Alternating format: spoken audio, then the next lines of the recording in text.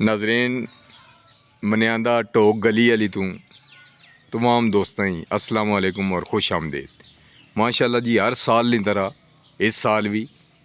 अमसाल और गुज़श्ता 10 साल तो माशाल्लाह जी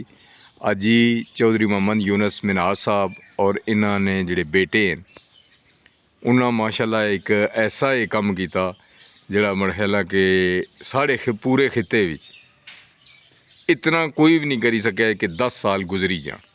माशाल्लाह अल्लाह ताला ने ज़ात इन्हें जज़ाए खैर अता फरमाए और इन्होंने रिज़्क़ और ज़िंदगी भी अल्लाह बरकत फरमाए। आफत रिजवान साहब है माशाल्लाह 10 साल हो गए जी और इसकी मेहनत करने में इन्होंने बड़ा कमाल है और अस इन्होंने भी शुक्रगुजार हाँ कि माशाल्लाह अल्लाह ताला ने ज़ात ना एक तो इन्ना बरकरम है कि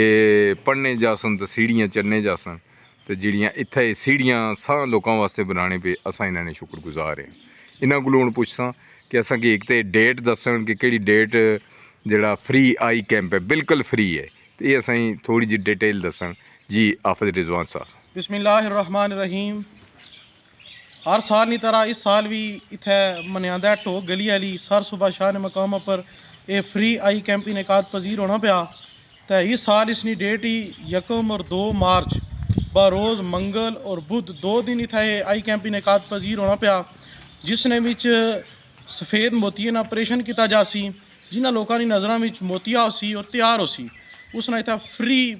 बगैर किसी पैसे सू इतना उसने ऑपरेशन किया जासी और जिन्होंने लोगों की एनकों की ज़रूरत हो सी उन्होंने लोगों की इतना फ्री एनकों दियाँ जा सन जिन्होंने लोगों की अद्वियात की ज़रूरत हो सी मेडिसन की ज़रूरत हो सी उन्होंने लोगों की फ्री इतना दवाइयाँ भी दित्तियां जा सन और माए डॉक्टर्स ने ज़ेरे निगरानी ठीक हो गया। तो इत्थे रहाइश ना भी बिल्कुल फ्री इंतजाम आ, ट्रांसपोर्ट का फ्री इंतजाम आ, खाने पीने का फ्री इंतजाम आ, चाह पानी का फ्री इंतजाम आ, सारिया चीज़ां फ्री ऑफ कास्ट हैं किसी किस्म ना कोई पाई पैसा इस जगह पर कुछ कोई भी नहीं किना और बेशक कोई मुस्तहिक का नहीं मुस्तहिक जो भी इतना ऐसी प्रायोरिटी बेस पर इतना ये नहीं होना कि कोई अमीर आ तो उसकी पहले चैकअप कराया जासी या किसी ने कोई तल्लक सारे बंदे क्यू भी अपनी बारी बारी नाल सारे बंदे की इतना सही तरीके नाल बेहतरीन डॉक्टर और बेहतरीन सिस्टम नाल इत्थे पिछले 10 साल से तुसें पता अस कवरेज करने हो अस तुसां भी शुक्रगुजार हाँ साढ़े दस्ते बाजू भी बनने हो साड़ी आवाज़ भी लोगों तक पहुँचाने हो। तो मैं अपील करसा लोगों की कि जेड़े जेड़े लोग अस सुनने पे या जेड़े अस सुनसन या जी वीडियो शेयर करसन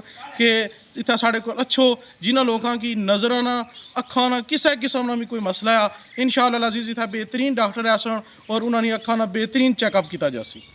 बहुत मेहरबानी बहुत शुक्रिया सारे दोस्तों सुड़ी किदा हो सी जी माशाल्लाह अज ही चौधरी मोहम्मद यूनुस मिन्हाज साहब बरतानिया होने इन्हें कोई वेलफेयर ट्रस्ट नहीं बनाया। मिगी ये बड़ी खुशी है कि इन्हें बगैर ट्रस्ट तो ऐसा काम किया असा लोग अगर सारे करिए ज़रूरी नहीं है हाजी साहब की अल्लाह ताला ने ज़ात ये तौफीक दी है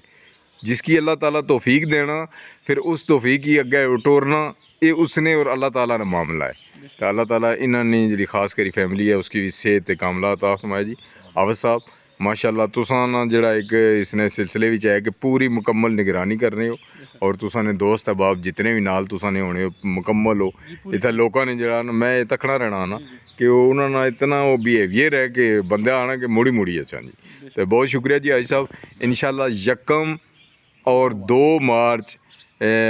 2022 ये अगला महीना जड़ा जी ये बिल्कुल चढ़िया सिर है पर दिहाड़े ही रहने 12-14 तो इंशाअल्लाह तुसां खिदमत जदों हाज़र होसां तो दोस्तों ये आखसां कि इस वीडियो की ज़्यादा से ज़्यादा शेयर करो। बहुत मेहरबानी जी बहुत शुक्रिया जी।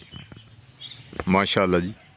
ये आजी चौधरी मोहम्मद यूनुस मिन्हाज साहब ने दस्ते बाजू जी माशाल्लाह बहुत सारे इन्होंने दस्ते बाजू अज कोई आए नहीं हैं वरना ढेर ही लगे होने जो कैमरे भी बस करी जाने।